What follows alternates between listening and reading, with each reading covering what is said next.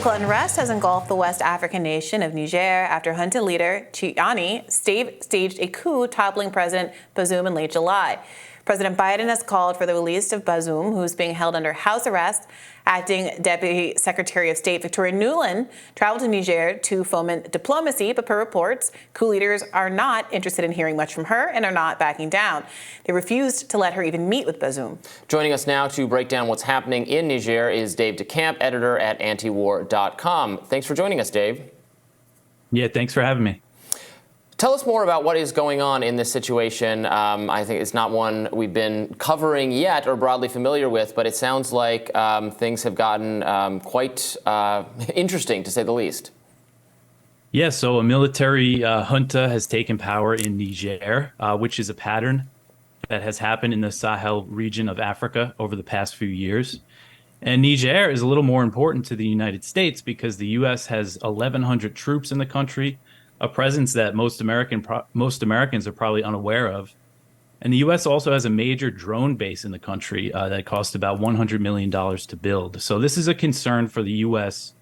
for their presence in Africa, especially because these military juntas that have taken power, not just in Niger, but in neighboring Burkina Faso and Mali and elsewhere in Africa, have very anti-Western sentiments. They feel that their countries have still been plundered by their former colonial ruler, which is France.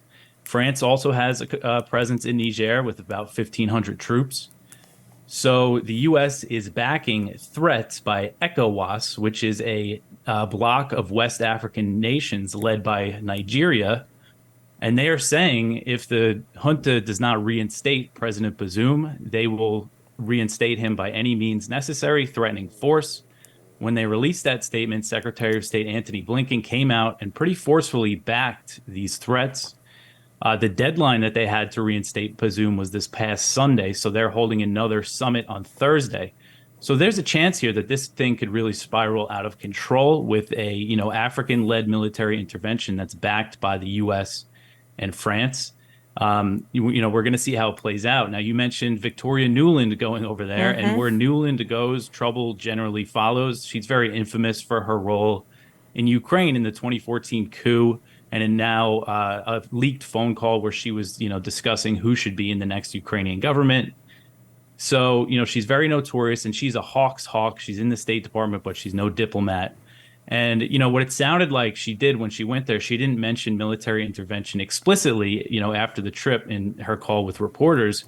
But she said, we want to solve this diplomatically. We want to use diplomacy. And basically the tone of what she had to say was that, we're not going to give this up. We're not going to, just let you take power and keep Bazoum under house arrest. The U.S. seems very determined to get him back in power. Now, the State Department was asked explicitly yesterday, Matt Miller, the spokesman, if the U.S. would support military intervention. And his response was, we're supporting diplomacy for now, and I don't want to speculate on what could happen in the future. So he didn't rule it out.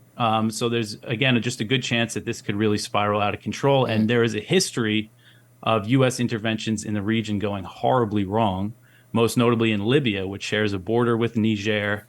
And if you go further east in Somalia, back in 2006, the U.S. backed a Ethiopian invasion of Somalia, and that gave birth to al-Shabaab. And the U.S. is in Somalia, drone bombing them pretty often.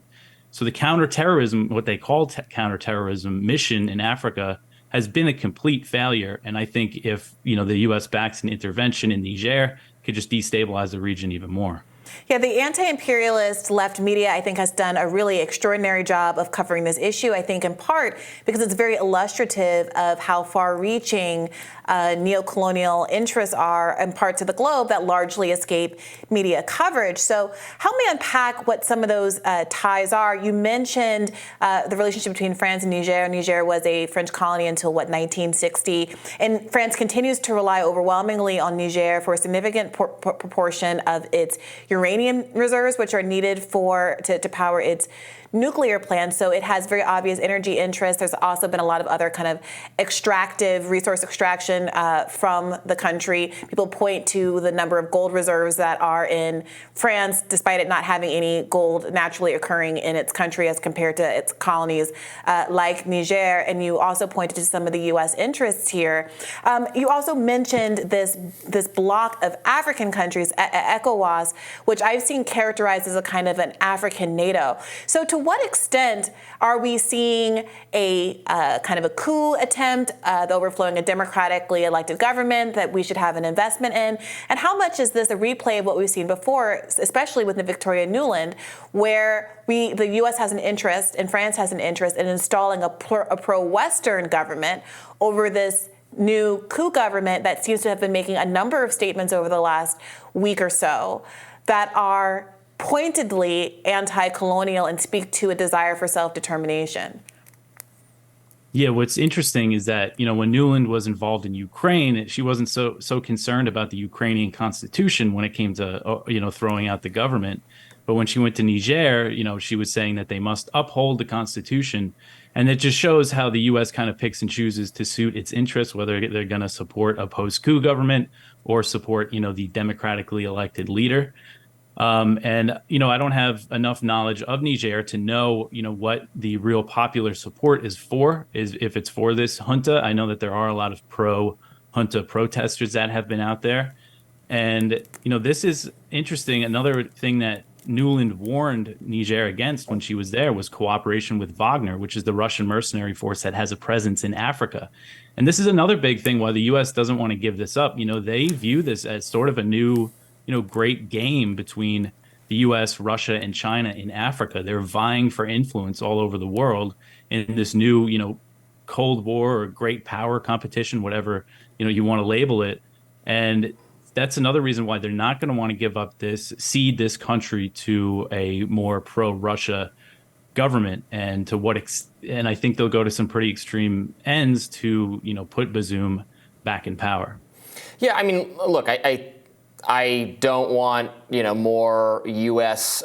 Pressure or intervention in this region or really any other region. I think there's a lot of hypocrisy, obviously, on people like Victoria Nuland and just kind of, the neoconservative consensus. You're right. It's about they'll pretend they're defending democracy, but they're actually just, backing U.S. interests or a very narrow view on what constitutes being in the U.S.'s best interest.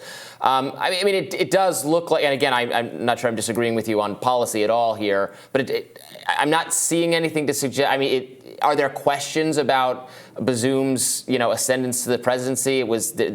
I'm not seeing a lot of conversation about it being fraudulently obtained or something. In the event that he is the duly and fairly elected, leader of that country, this seems like a more of a.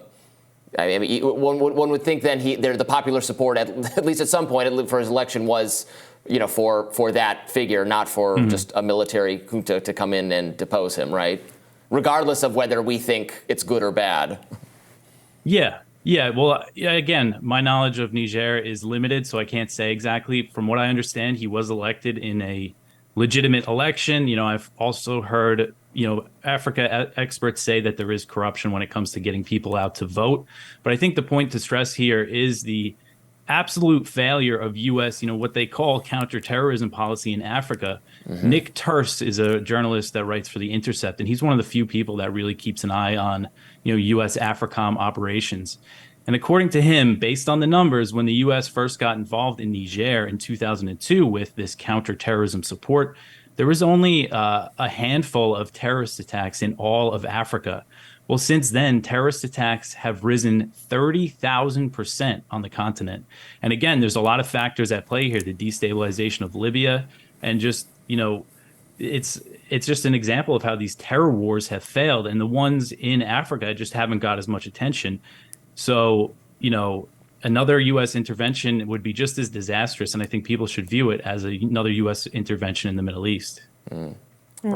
Yeah, in Libya, obviously, the U.S., the Obama administration at the time supported that action against Muammar Gaddafi that resulted in his murder in the streets, and then rising terrorism, ISIS taking some of that territory for a long time. So it was seemed like a huge blunder, I think, to a lot of us. Yeah, many of the same people are back in the Biden administration. So, Dave DeCamp, thank you so much for joining us. Yeah, thanks for having me.